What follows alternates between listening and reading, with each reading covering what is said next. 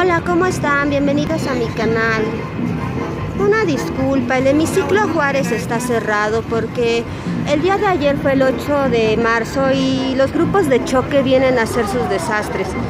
Me hubiera gustado que lo vieran de noche iluminado, pero bueno, de momento pues solamente les muestro las esculturas que se encuentran en la parte de arriba y les voy a dejar los datitos en general de todo.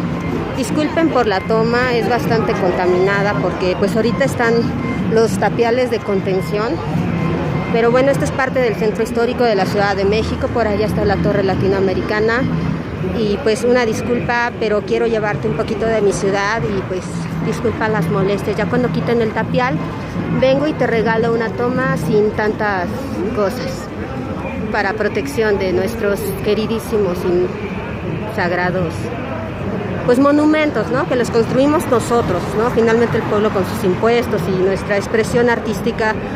Como saben, mi canal es arquitectónico, me hubiera gustado que lo vieran, de verdad, de noche se ve precioso.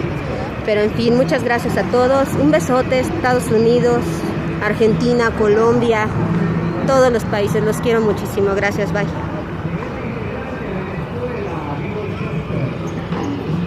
Te dejo una vista también de las vialidades que están cerca.